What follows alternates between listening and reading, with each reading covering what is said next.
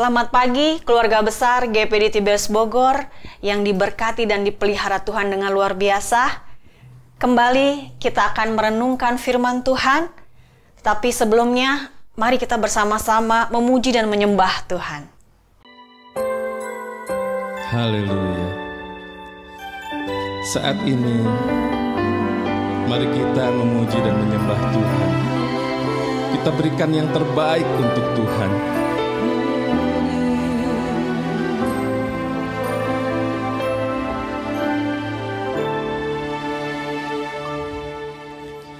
Saat ini, saat indah, ku memuji dan menyembah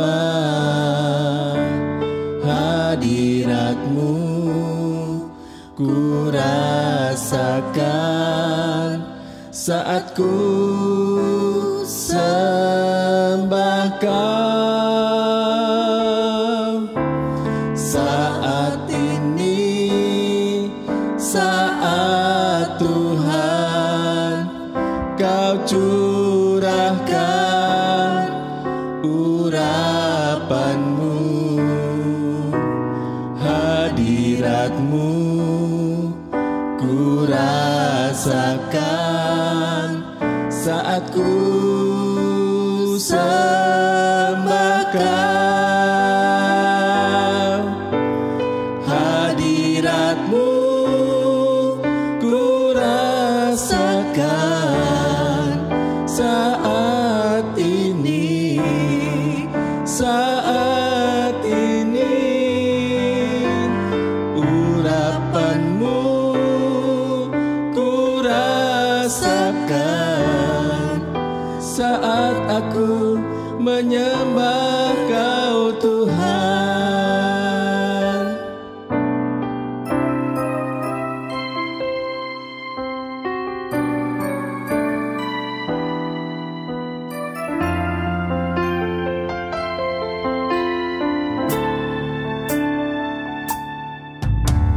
Saat ini, saat indah, ku memuji dan menyembah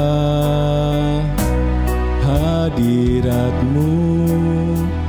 Ku rasakan saat ku sembah Kau. Saat ini, saat Tuhan Kau curahkan urapan-Mu, hadirat-Mu ku rasakan saat ku sembah Kau. Hadirat-Mu ku rasakan saat ini, saat ini. Urapan-Mu ku rasakan saat aku menyembah Kau Tuhan. Hadirat-Mu ku rasakan saat ini, saat ini.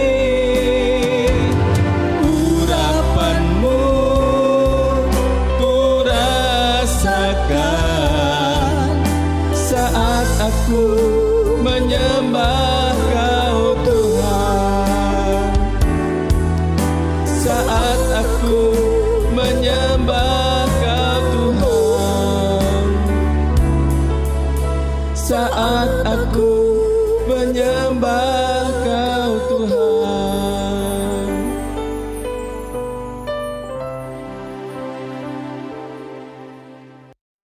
Puji Tuhan, mari kita berdoa. Kami bersyukur Tuhan buat hari yang Kau berikan yang baru. Kesempatan bagi kami untuk kami melakukan hal-hal yang lebih jauh baik lagi Tuhan. Lebih berkenan di hadapan-Mu Tuhan berbuah lebat. Oleh sebab itu kami perlu tuntunan firman-Mu. Sepanjang hari ini kami mohon Tuhan, Engkau menerangi mata hati kami, pikiran kami untuk kami dapat melangkah sepanjang hari ini dengan firman-Mu. Mari berfirmanlah Tuhan melalui hamba-Mu, urapi kami semua. Di dalam nama Yesus, kami siap menerima firman-Mu. Haleluya, amin. Puji Tuhan saudara-saudara, pada pagi hari ini saya akan menyampaikan firman Tuhan dengan judul Persembahan yang Berkenan. Kita ambil dalam ayat pokok kita pada pagi hari ini, yaitu dalam Roma pasalnya yang ke-12, ayat yang pertama. Firman Tuhan berkata, "Karena itu saudara-saudara, demi kemurahan Allah, aku menasihatkan kamu, supaya kamu mempersembahkan tubuhmu sebagai persembahan yang hidup, yang kudus dan yang berkenan kepada Allah. Itu adalah ibadahmu yang sejati." Puji Tuhan, saudara-saudara, kita adalah gereja Tuhan yang sudah dikhususkan Tuhan, ya. Kita adalah tubuh Kristus, di mana tubuh Kristus sebagai layaknya kita harus mempertahankan hidup yang berkenan di hadapan Tuhan. Sudah selayaknya saudara-saudara, itu adalah ibadah yang sejati yang diinginkan Tuhan. Kita beribadah di gereja, itu juga penting karena kita berkomunitas untuk saling menguatkan, di mana kita dibekali dengan firman Tuhan, pengajaran, nasihat-nasihat. Kita saling melengkapi, kita saling mendukung satu dengan yang lain.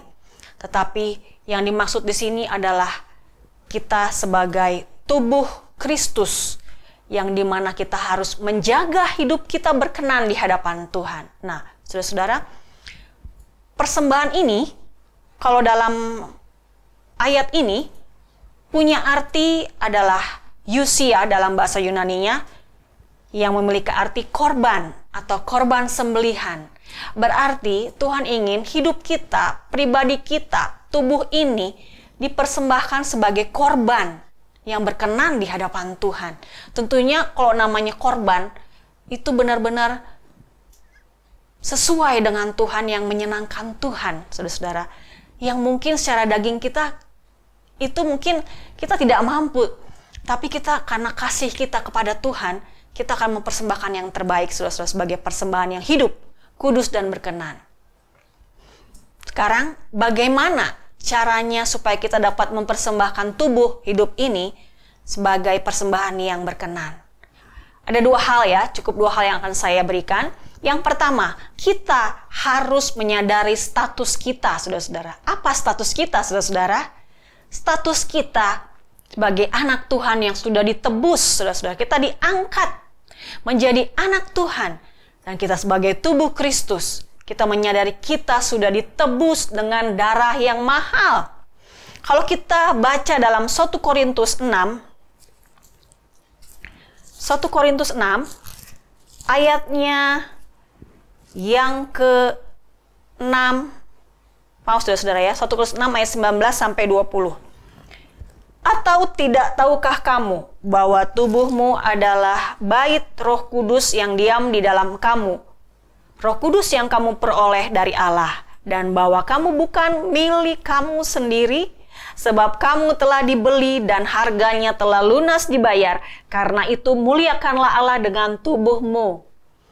Hidup kita sejak ditebus, kita itu milik Tuhan, saudara-saudara. Bukan milik kita sendiri yang kita pergunakan dengan seenaknya, dengan semaunya kita, terserahnya kita. Bukan, saudara-saudara. Kita harus sadar status kita, bahwa Tuhan pemilik kehidupan kita, Sang pemilik hidup kita. Dan hidup kita harus memuliakan nama Tuhan. Persembahkanlah tubuhmu untuk memuliakan Tuhan.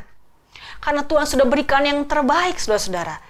Berikutnya dalam Roma 14, saudara-saudara, kalau kita baca dalam Roma 14, ayat 8-9. Berkata, sebab jika kita hidup untuk Tuhan. Dan jika kita mati untuk Tuhan. Jadi baik hidup atau mati, kita adalah milik Tuhan. Sebab untuk itulah Kristus telah mati dan hidup kembali, supaya ia menjadi Tuhan, baik atas orang-orang mati maupun atas orang-orang hidup. Kita harus sadar kita hidup di dunia ini hanya sementara, saudara-saudara. Jadi baik kita hidup, baik kita sudah mati, dalam arti tidak ada dalam dunia ini, ada dalam Firdaus, kita milik Tuhan, saudara-saudara. Oleh sebab itu selayaknya, mari kita persembahkan sebagai status anak Tuhan, persembahan yang berkenan di hadapan Tuhan. Yang pertama itu. Yang kedua, kita harus berjalan dalam terangnya, dalam arti terang Tuhan. Kita buka dalam Yohanes 8. Yohanes 8, ayatnya yang ke-12.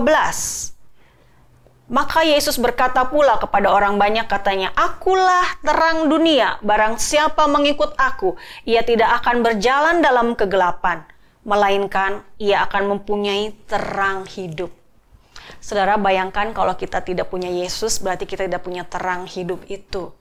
Ketika kita semakin dekat dengan Tuhan, semakin punya hubungan intim dengan Tuhan, kita akan hidup dalam terang itu.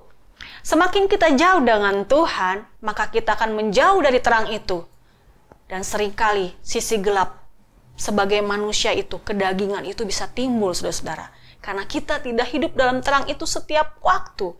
Dalam Mazmur 119 ayat 105, ayat yang tidak asing dengan kita semua, firman itu pelita bagi kaki kita, terang bagi jalan kita. Sejauh mana, saudara-saudara, saudara hidup dalam terang? Baik, bahkan hidup saya. Ketika saya menyadari bahwa hidup saya mulai jauh dari Tuhan, terang itu semakin lama semakin menjauh dari hidup saya. Bahkan hidup kita semua kalau kita jauh, saudara-saudara, dari Tuhan. Tuhan itu terang kita. Kita akan diterangi saat ada jalan yang salah. Kita tahu itu salah. Kita langsung berbalik. Kalau ada batu, kita tidak akan tersandung. Kita akan melalui batu itu. Bukannya mengenai batu itu sampai tersandung, saudara-saudara. Itulah hidup dalam firman Tuhan, dalam terang itu yang berguna untuk kita berkenan, saudara-saudara. Kita salah, kita diingatkan. Ada seorang yang bebal. Kadang-kadang kita pun menjadi bebal, saudara-saudara, seperti orang Israel sudah tahu firman Tuhan tapi tidak mau mengikutinya. Sehingga kita hidup dalam kegelapan. Kita tidak berkenan di hadapan Tuhan. Kita hidup lama-lama semakin, kalau dulu iklannya makin terang ya, ada iklan lampu, saudara-saudara, saya tidak sebutkan ya, karena saya tidak di-endorse. Tapi hidup dalam terang Tuhan, kita akan hidupnya semakin hari semakin bercahaya, semakin terang, semakin tahu membedakan. Ya, saudara-saudara, kalau di dalam ayat pokok kita tadi, itu ya saudara-saudara, di dalam Roma 12 tadi ayat 1, sekarang ayat 2. Janganlah kamu menjadi serupa dengan dunia ini, tetapi berubahlah oleh pembaharuan budimu, sehingga kamu dapat membedakan manakah kehendak Allah, apa yang baik, yang berkenan kepada Allah, dan yang sempurna. Saudara-saudara, kita bisa melihat bahwa ketika kita hidup dalam terang Tuhan, kita akan diperbaharui dari hari ke hari.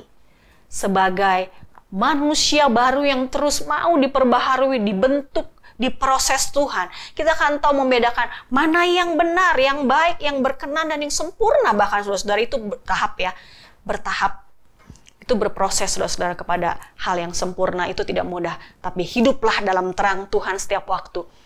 Apa yang berkenan, saya kasih contoh deh, saudara-saudara, tentang Habel dan Kain ya, dalam Kejadian, saudara-saudara, di mana Kain dan Habel itu beda, saudara-saudara, dalam arti mereka punya pekerjaan beda memang, saudara-saudara. Yang satu, Kain sebagai petani, Habel seorang penggembala kambing dan domba.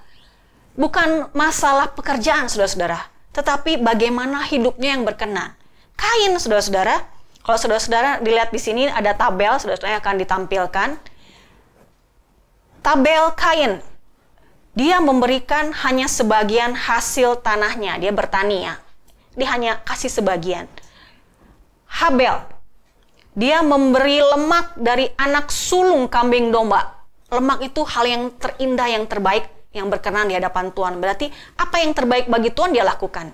Lalu, yang berikutnya, Kain melakukan pemberian tidak dengan iman. Karena dia tidak sepenuh hati, berarti dia tidak memiliki iman. Sedangkan Habel, dia punya iman karena dia berikan segala yang terbaik. Dia tidak perhitungkan. Dia tidak perhitungan, maksudnya saudara ya. Dia berikan yang terbaik. Tandanya itu dia beriman, saudara-saudara. Yang berikutnya, Kain tidak taat sehingga tidak ada penyerahan yang sungguh. Habel, dia taat kepada firman Tuhan, dia tahu kesukaan Tuhan apa dia lakukan, saudara-saudara. Lalu berikutnya, Kain, karena dia tidak sepenuh hati, ada timbul iri hati kepada Habel ketika persembahan Habel diindahkan oleh Tuhan, sedangkan persembahan Kain tidak diindahkan oleh Tuhan. Dia mulai iri hati, bahkan dia mulai membunuh Habel, saudara-saudara. Karena ketidaktulusannya, ketidakmurniannya, tidak sepenuh hatinya, membuat dia tidak mengasihi Tuhan dengan sungguh. Dia mulai iri, mulai membunuh Habel. Sedangkan Habel, dia memiliki hati yang sungguh-sungguh dalam memberi. Sekarang tergantung pilihannya kepada saudara-saudara. Bagaimana? Mau berkenan kepada Tuhan? Mari kita taat kepada firman Tuhan. Hidup dalam terang firman Tuhan setiap waktu. Ketika kita salah, mau dikoreksi oleh firman Tuhan. Mau berubah. Kita akan terus diubahkan dari hari ke hari. Kalau kita mau dibentuk, saudara-saudara, sekali lagi, kita akan memiliki hidup yang berkenan. Tubuh yang dipersembahkan yang benar, yang berkenan di hadapan Tuhan. Kita mungkin jatuh, tapi kata firman Tuhan, orang benar jatuh 7 kali, tapi dia bangkit kembali, saudara-saudara. Mari saudara bangkit, lakukan yang terbaik buat Tuhan. Yang terpenting mengasihi Tuhan, maka kita akan mengasihi sesama. Dan kita akan melakukan yang terbaik, apapun akan memberikan yang terbaik yang berkenan di hadapan Tuhan. Puji Tuhan, saudara. Firman Tuhan sampai di sini, mari kita berdoa. Terima kasih Tuhan, buat firman-Mu yang sudah mengingatkan kami, betapa kami harus menyadari bahwa kami adalah umat ketebusan-Mu yang menjaga hidup kami untuk menjadi persembahan yang berkenan di hadapan-Mu Tuhan. Jadikan kami pelaku-pelaku firman-Mu. Mari Roh Kudus, mampukan kami untuk menjadi pelaku firman-Mu. Berkati kami sepanjang hari ini supaya kami menjadi pelaku-pelaku firman-Mu dalam hal hidup berkenan di hadapan-Mu Tuhan. Jadi berkat buat dimanapun, apapun yang kami lakukan Tuhan, biar itu juga berkenan di hadapan-Mu Tuhan. Terima kasih, lindungi kami sepanjang hari ini Tuhan. Mari Engkau beracara dalam hidup kami sepanjang hari ini. Roh Kudus menuntun kami, firman yang kami dengar juga akan tertanam dalam hati kami. Terima kasih, di dalam nama Yesus kami sudah berdoa. Haleluya. Amin. Selamat beraktivitas, Tuhan Yesus memberkati. Di dalam Yesus Tuhan